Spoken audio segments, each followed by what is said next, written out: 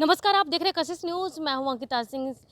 CTET appearing और BEd की appearing दोनों के ही अभ्यर्थियों के लिए कह सकते हैं कि उनके अरमान पर पानी फिरने जा रहा है, यानी कि बड़ा झटका लगने जा रहा है। साफ तौर पर बीपीएससी के चेयरमैन अतुल प्रसाद ने ट्वीट कर यह जानकारी दे दी है कि 2.0 जो शिक्षक भर्ती बहाली आने वाली है, जिसका लास्ट डेट 14 नवंबर तक है।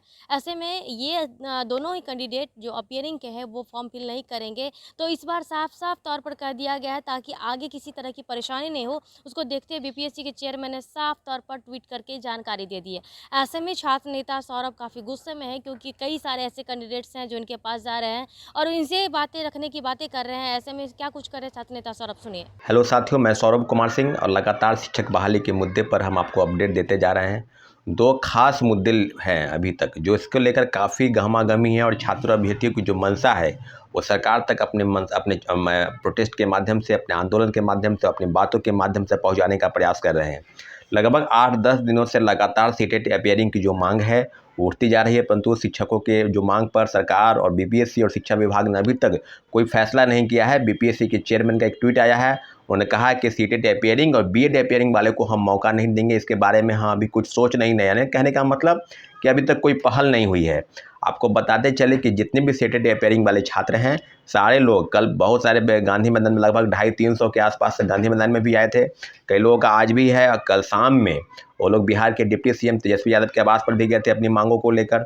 तो सारी बातें हैं शिक्षक अभ्यर्थियों के मन में कि क्या सरकार की जो मंशा है, सीटेट अपियरिंग की जो मांग है, क्या कैसे गलत है। आपने प्रथम भेज की टीआरई 1.0 यानी प्रथम फेज की जो बहाली हुई, शिक्षक बहाली, उसमें आपको सीटेट अपियरिंग वाले को मौका मिला, परंतु दूसरे फेज के बहाली में उसको यह कह टाल दिया गया कि आपकी परीक्षाएं जो हैं अभी तक बातें नहीं हुई हैं और जो सरकार की जो परीक्षाएं हैं यानी बीपीएससी की जो परीक्षाएं हैं वो दिसंबर माह में आयोजित है और सीटेट की जो परीक्षाएं होंगी वो जनवरी में होंगी। तो उसका जो सीबीएसई द्वारा आयोजित जो परीक्षाएं होती है उसका रिजल्ट जो होता है वो 15 से 20 दिन के बाद आएगा।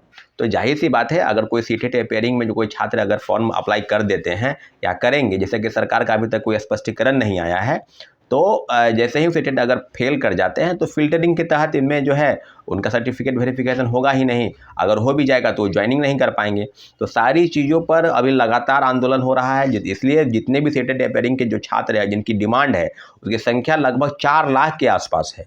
तो स्पष्टीकरण देने के संदर्भ में जो भी चीज़ें हैं, हम लोग की स्पष्ट मंशा है, हम लोग की मांग है कि सीटेट अपियरिंग वालों को मौका मिलना चाहिए। इसके लिए जो रणनीति है और लगातार आपको हम बताते चले कि जितने भी लोग हैं जो इस वीडियो को देख रहे हैं, जो सीटेट अपियरिंग की मांग को करना चाहते हैं, उससे हम गुजारिश करते हैं कि आप हमारे कमेंट सेक्शन में जाकर ये बताएं कि आप आंदोलन में आने के लिए तैयार हैं या नहीं। अगर आप आना चाहते हैं तो आप सीधे सीधे कॉल करें, मैसेज करें 9931404148 और हमारे चैनल को आपने सब्सक्राइब नहीं किया तो प्लीज़ सब्सक्राइब कर दें।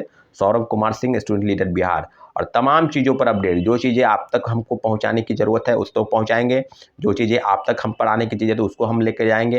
तो सारी चीज़ों पर आपको हम बता दें कि सीधे सीधे आपको बता दें। दूसरी प्रमुख मांग है वह है कि क्या जो सेकेंड बहाली है यानी सेकेंड जो मेरिट लिस्ट है वो कब आएगा। बहुत सारे लोगों का मनसा है कि रही जो चीज़ें हैं अब नहीं आएगा। कई प्रेस के माध्यम से चीज़ें सामने भी आ रही है। तो अभी जो चीज़ें सामने आई है उसका स्पष्टीकरण यही है कि कई जिलों से खबरें आ रही हैं कि हज़ारों हज़ार परीक्षार्थियों के साथ जो है कोई ये हो गया। अब एक खबर भी आई थी, ट्वीट भी किया था कि जितने भी ड्रॉप आउट हैं या किसी कारण से फर्जीवाड़े तरीके से नियुक्ति पा लिए हैं या ज्वाइन नहीं किए हैं, लगभग 10,000 की संख्या, तो उनको कंपनसेट यानी उस सीट को लगभग 50,000 से ज़्यादा सीटें थे जिसको कंपनसेट किया गया दूसरे बहाली में, यानी सीटें बढ़कर अब हो गई है 1,20,000 के आसपास।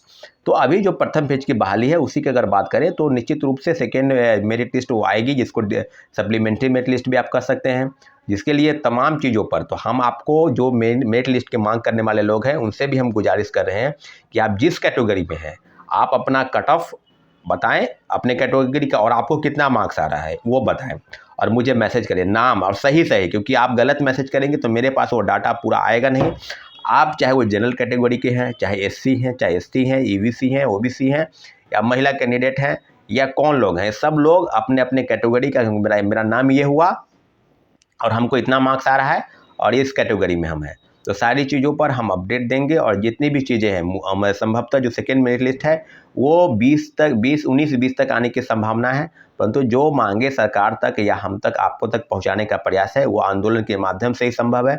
इसलिए 2 प्रमुख मांगों को लेकर या सीटेट अपेयरिंग और सेकेंड मेरिट लिस्ट, सारे अभ्यर्थियों से गुजारिश है कि सारी चीज़ों पर आप पटना में हैं तो आप जो ग्रुप के लोग हैं या मुझे आप कॉल मैसेज करके आप आंदोलन में जहां भी जगह है, सबको पता होता है कहां है, तो आज आपको बताते चले कि कल जो है तैयारी है, कल एक सुबह में आपको बताएंगे वीडियो के कहां आना है सबको सीटेट अपेयरिंग की मांग को लेकर।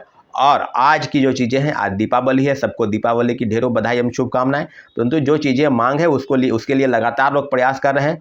तो हम सारी चीज़ों पर, चाहे वो सीटेट अपेयरिंग का मुद्दा हो, चाहे सेकेंड मेरिट लिस्ट का मुद्दा हो, शिक्षक बहाली में दूसरे फेज में बहुत सारी चीज़ें हैं, एडिट का ऑप्शन नहीं आ रहा है, कई लोग का पेमेंट फंस जा रहा है, तो रजिस्ट्रेशन करने में ये क्या हो रहा है कि जैसे ही वो रजिस्ट्रेशन को कैंसिल करते हैं तो उनका पेमेंट फंस जाता है। तो सारी चीज़ों पर आपको हम अपडेट दे रहे हैं और जो भी चीज़ें होंगे आपको हम अपने वीडियो के माध्यम से बताएंगे। ठीक है, धन्यवाद, जय हिंद।